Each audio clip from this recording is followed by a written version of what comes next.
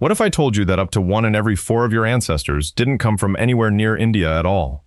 That buried deep inside the DNA of millions of Marathas is the biological signature of Bronze Age chariot warriors from the frozen steppes of Ukraine and southern Russia, thousands of miles away. And on the direct father-to-son Y chromosome, in some Maratha clans, that foreign lineage explodes to over 60%. 60%. That's not a minor footnote in an ancestry report. That is a genetic bombshell that detonates the entire popular story of indigenous origin. The very blood in your veins is testifying to a hidden history, a mysterious process of prehistoric male migration, so powerful, so complete, that it rewrote the paternal DNA of an entire warrior civilization. Who were these men whose genetic legacy now screams from a billion cells in Western India? And how did their descendants become the proud, rooted Maratha people we know today? The answer spans continents and millennia, and it is far stranger than anyone ever imagined. This is the story of the Maratha DNA shock.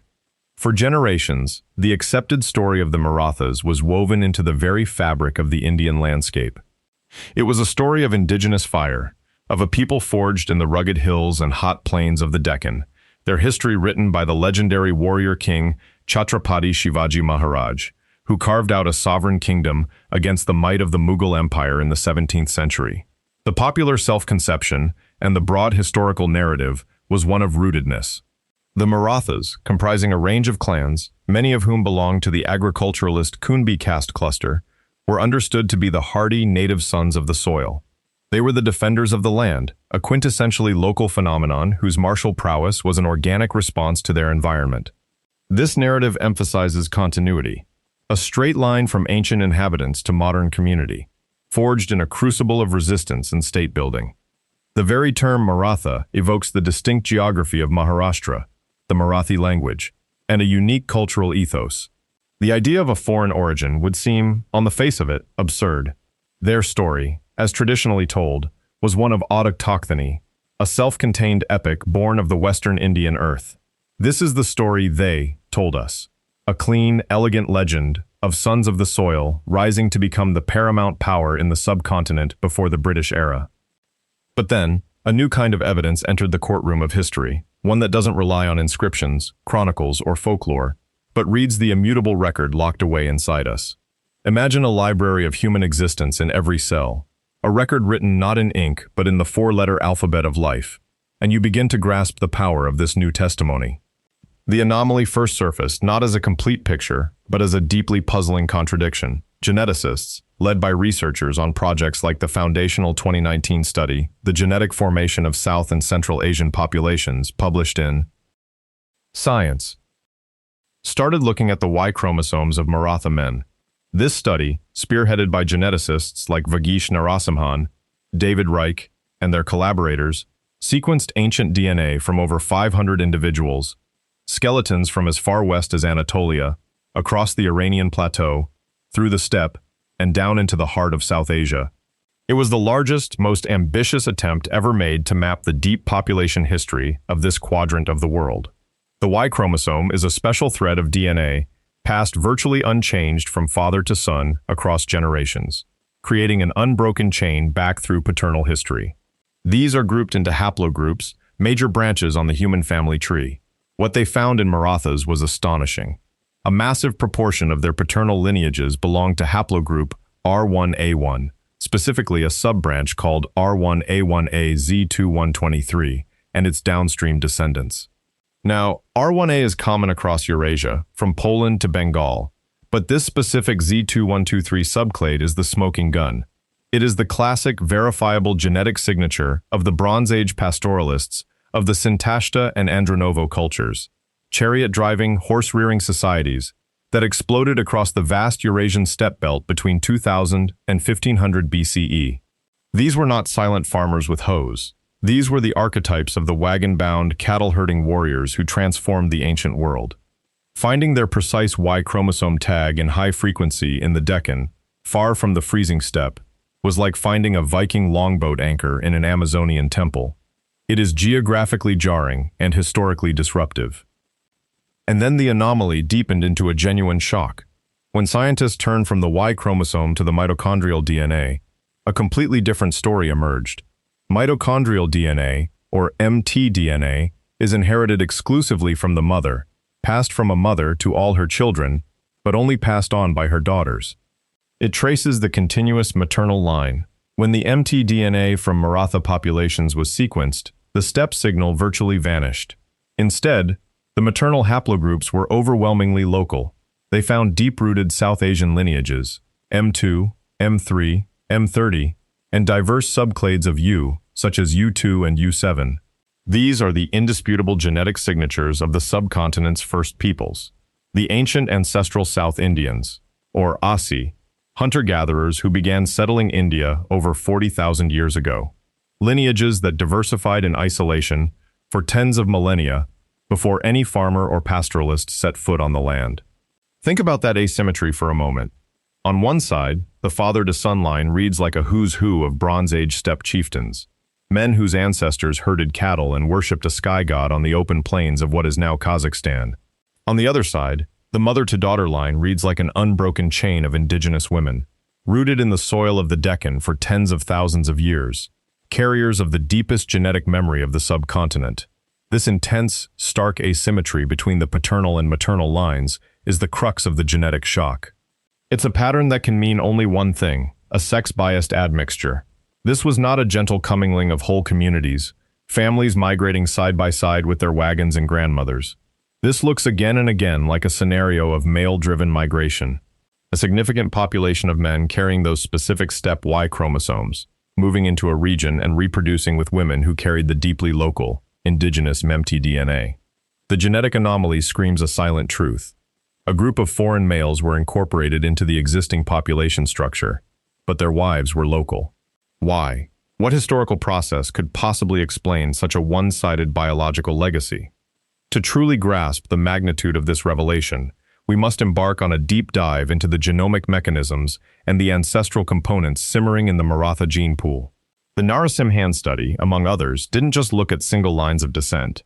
They modeled the entire genome, the autosomal DNA, to deconstruct ancestry into core populations.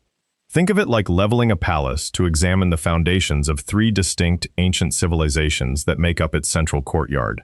The first, and by far the largest foundation stone, is what geneticists call Indus periphery ancestry. Making up roughly 40 to 55% of the Maratha genome, this isn't a pure group itself, but an ancient blend formed during the height of the Indus Valley civilization. We can think of it as the genetic signature of people living in the sophisticated city-building era of Harappa and Mohenjo-Daro. This component is itself a mixture of about 2/3 Iranian agriculturist ancestry, related to the world's first farmers who spread from the Zagros Mountains into the fertile plains of Baluchistan and the Indus, and 1/3 Asi hunter-gatherer ancestry. This blending happened within the subcontinent well before 2500 BCE, creating a foundational population that spanned from Balochistan to the Gangetic Plain. This is the deep, pan-Indian genetic substrate, the heritage of the first cities. It's the genetic echo of a world of baked brick streets, standardized weights, undeciphered seals, and long-distance trade that once rivaled Mesopotamia and Egypt in its organizational sophistication. The second foundation layer is pure ancient ancestral South Indian, or Asi. This is the deepest lineage of all, the unalloyed genetic signal of the first human beings who walked across the Arabian Sea coastal fringes and into the tropical jungles and plains of what is now India. In the Maratha genome, this undiluted ancestral component accounts for roughly 20 to 35%. This is the indigenous in its most literal and profound sense, a direct biological link to the subcontinent's pioneering Paleolithic and Mesolithic populations, who lived in small bands for tens of thousands of years before any agriculture. When we talk about the maternal mtDNA, this is the world of those lineages, the M2s and U7s, that stubbornly persisted through every subsequent wave of migration and cultural transformation. They are the genetic memory of the first monsoon harvest of wild grains, the first footpaths through the Western Ghats. These lineages have seen empires rise and fall, rivers change course, and forests give way to farmland, yet they persist, quietly, in the mitochondria of millions.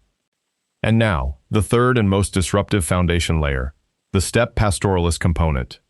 This is the West Steppe-MLBA, Middle to Late Bronze Age ancestry from the Pontic-Caspian steppe, which accounts for 15 to 25% of the Maratha autosomal DNA. But its distribution is not uniform. It's a patchwork quilt, peaking in certain historical families and clans and much lower in related agriculturalist groups. This component carries the genetic echo of vast grassy plains, of mobile communities driving wheeled carts and herding cattle, sheep, and horses. We can trace this specific genetic ghost back to the corded ware and Santashta cultures of the Trans-Ural region around 2000 BCE, a people who invented the spoked wheel chariot and whose linguistic descendants spread the Indo-Iranian branch of the Indo-European language family. This is the DNA that carries the famous R1a Y chromosome into the heart of the Deccan. Its presence, dated through complex statistical modeling of chromosome segments, coalesces to a period of admixture between approximately 1500 and 800 BCE.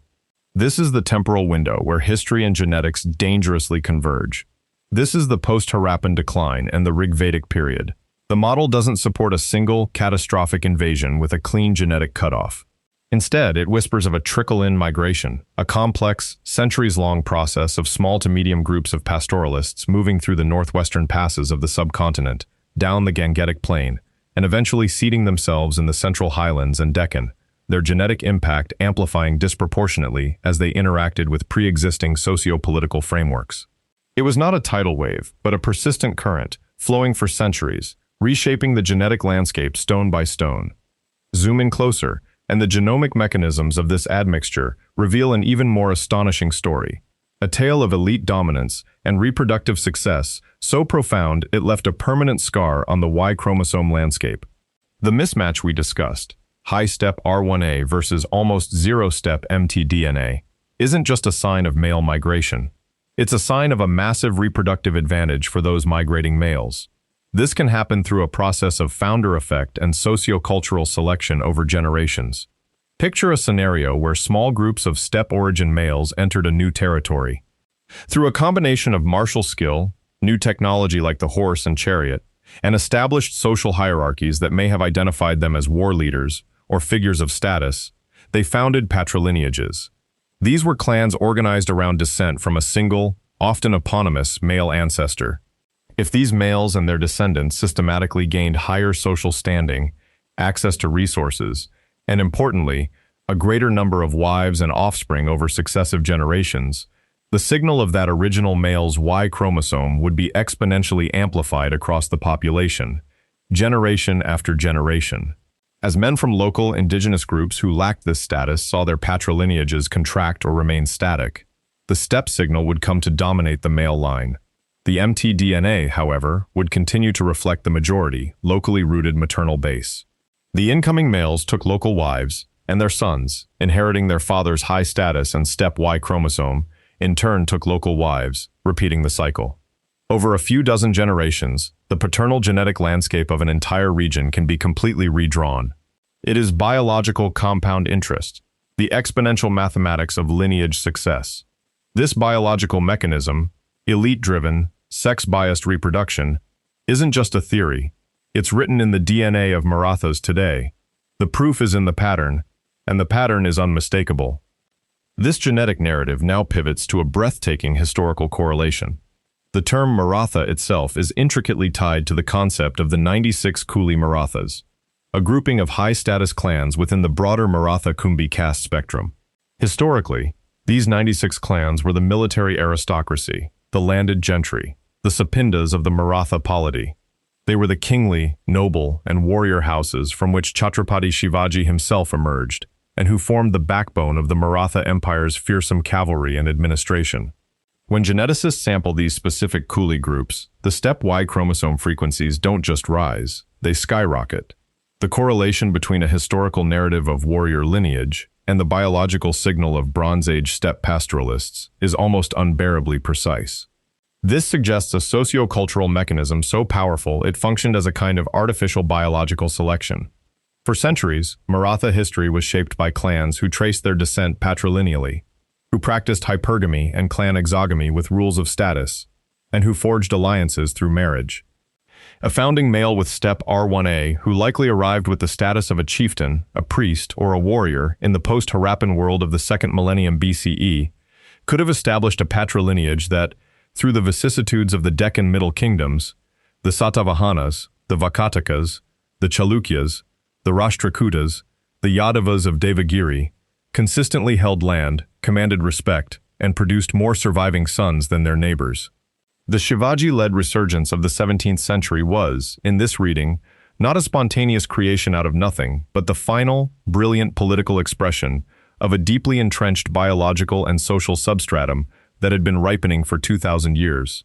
The warrior gene pool, curated by millennia of social selection, found its ultimate political avatar.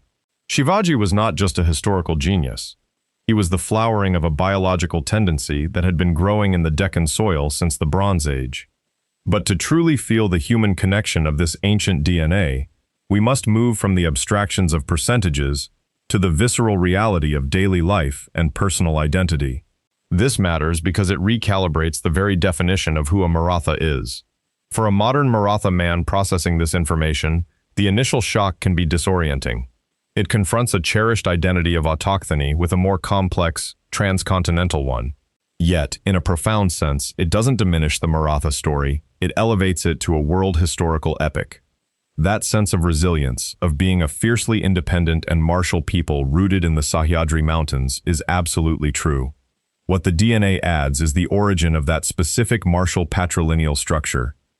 The love for the land, the Marathi language, the cultural traditions of Ganesh Chaturthi and Gauri Puja, the veneration of local deities at the heart of the community, all of this flows undiluted from the 60 to 85% of ancestry that is deeply indigenous, from the Indus periphery and Aussie populations. It's the maternal heritage that rebuilt every single generation in the womb, that taught the first words, and transmitted the coded folk songs and agricultural wisdom of the Deccan. The steppe ancestor is not a replacement but an addition, a specific, potent vine grafted onto a vast and ancient indigenous trunk. The biology suggests that the structure of the warrior clan, the rigid patrilineage that defined political power, was the key innovation brought from the crawling edge of the Eurasian steppe, an organizing principle that turbocharged pre-existing local strengths. Today, when a young Maratha athlete excels in a sport requiring explosive power, or when the community's historical pride is invoked, the full biological orchestra plays. The prehistoric Aussie hunter's adaptation to the tropics, the Indus farmer's civic endurance, and the steppe pastoralist's socio-cultural drive for clan-based expansion. The DNA doesn't create a contradiction. It unmasks a hidden, synergistic fusion that has been a phenomenal success for 3,000 years. This fusion is part of an even greater human symphony being decoded by ancient DNA across the globe, placing the Maratha shock into a universal story of humanity.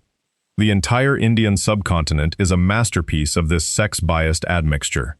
From the Brahmin communities of the north, who can carry even higher steppe ancestry, to the Patidars of Gujarat and the Jat populations of the northwest, the same tune plays in a different key, a deeply local maternal history and a significant, often overwhelming steppe paternal signal in groups with histories of pastoralism, priesthood, or martial tradition.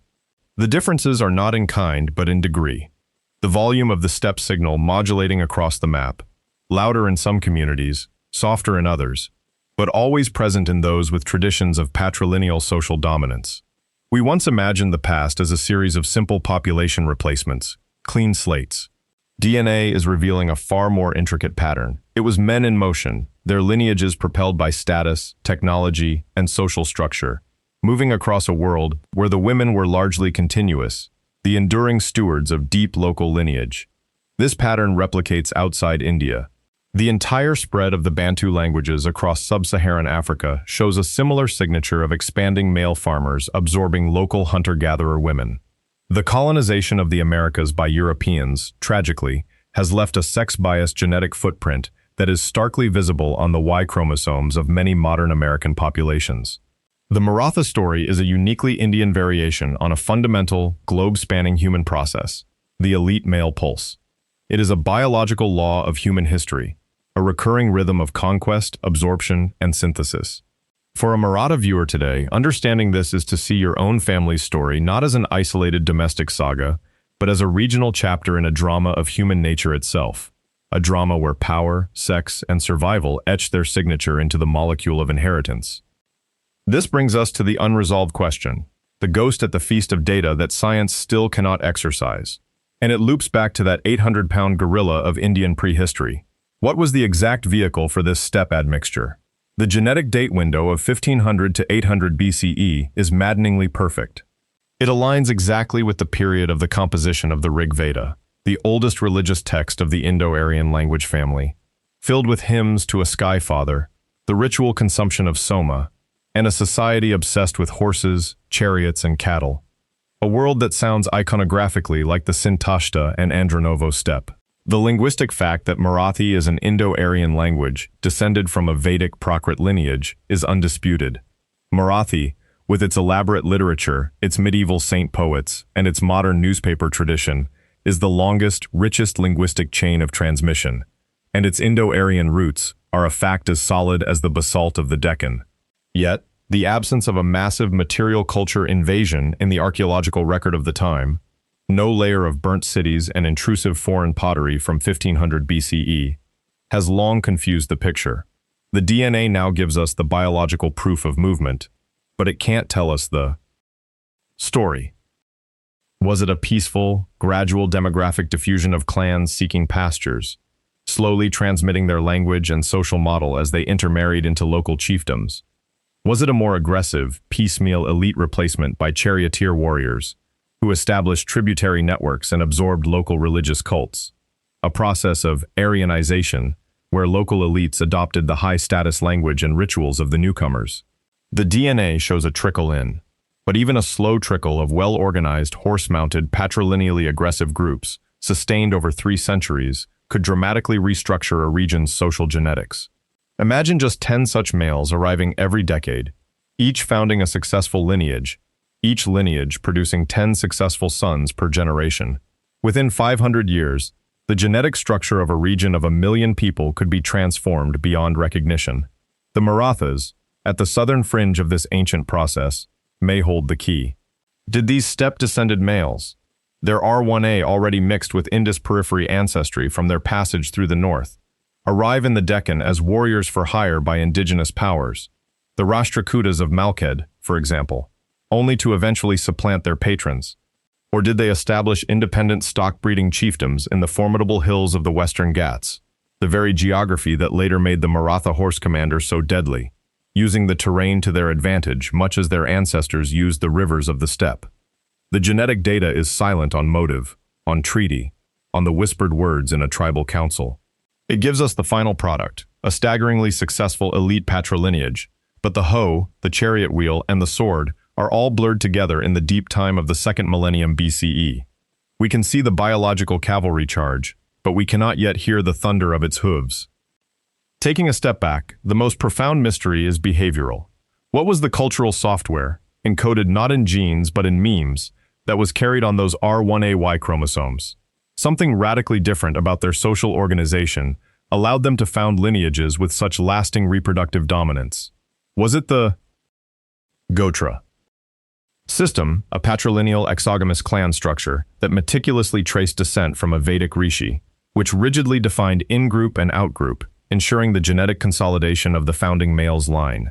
The Gotra system, still practiced by many communities today, is essentially a biological record-keeping system, a way of maintaining an unbroken chain of patrilineal identity across millennia, and it may have been the very mechanism that accelerated the spread of those steppe Y chromosomes. Was it a more extreme form of fraternal polyandry, or hypergeny, that allowed elite males to monopolize reproductive resources? Or was it simply the horseman's advantage? A steppe horse, ridden with a bit and pulling a light, spoked chariot, wasn't just a weapon, it was a status symbol of unparalleled might, a moving throne capable of projecting power, communication, and authority across a landscape at speeds 10 times faster than a man on foot. It created a new elite class whose symbol was the animal itself, and whose genetic legacy, generation after generation, was tied to the men who mastered it. The horse was the sports car, the private jet, and the battle tank of the Bronze Age all rolled into one, and the men who controlled it controlled the future. The Marathas, from the legendary cavalry of Shivaji to the independent horsemen of the Eurasian. Pindari. Bands in the 18th century maintained an almost mystical connection to the horse as an instrument of power, Is this a cultural echo of a 3,000-year-old biological and social template brought from the grasslands of Central Eurasia? The DNA can map the path of the R1A chromosome from the Don River to the Godavari, but it cannot recover the intoxicating feeling of that shared patrilineal identity, the songs sung around a campfire of a legendary founding ancestor, a biological sire whose potency was both literal and metaphorical, binding a warband into a family. That specific emotional and cultural world is the part that, for all our genomic wizardry, still lies just beyond the reach of science. A ghost story written in proteins, waiting to be imagined. As we stand here, with the shocking clarity of the genetic data in our hands, we are forced to redraw our internal map of the past. The Maratha DNA is a microchip, preserving an ancient operating system from the Bronze Age. The history of a people who built a great empire in the face of another great empire is not erased by this, it is enriched. The Rajput, the Jat, the Maratha, the Brahmin, these are not just Indian identities. They are storied biological lineages that represent the last echoes of a world-changing demographic event, the movement of Indo-European speakers into the Indian subcontinent. The Maratha genome is a living monument to that transformation, a biological manuscript where the ink of the Indus farmer, the hunter-gatherer, and the steppe charioteer have run together into a distinct, hybrid signature that came to rule a subcontinent. The warrior lineage is more than a bardic boast. In the case of the Marathas, it is a testable, provable genetic fact, a story of elite male-mediated reproductive success playing out across 3,000 years, from the Sintashta Kurgans to the coronation of a Chhatrapati at Raigad Fort. We began with a staggering percentage and a shattered assumption. We end not with a resolution, but with a deeper, more beautiful complexity. Your ancestry is not a simple, straight line. It is a polyphonic chorus, a thunderous clash, and a quiet union of peoples separated by continents who met in the bloodstream, and whose final triumphant song is you. The next time you see a proud Maratha horseman statue in the heart of a Deccan village, remember that you might just be looking at the final, cast metal echo of a ghost from the Pontic steppe, a lineage that didn't just survive. It conquered eternity, one generation at a time. If this genetic revelation reshaped how you see Maratha history, you cannot afford to miss what's coming next. Because the same steppe DNA that rewrote the Maratha story is hiding in plain sight across half of India, from the warrior clans of the northwest to the priestly bloodlines of the Gangetic Plain. And the next chapter of this story is even more explosive. So right now, smash that like button, drop a comment below telling me where your family is from. I want to know your ancestral story. And subscribe, because we're about to uncover the genetic secrets they never told you about. The truth is in your blood. Don't miss the next unveiling. Thank you for watching. See you in the next one. Thanks for staying until the very end. Goodbye for now.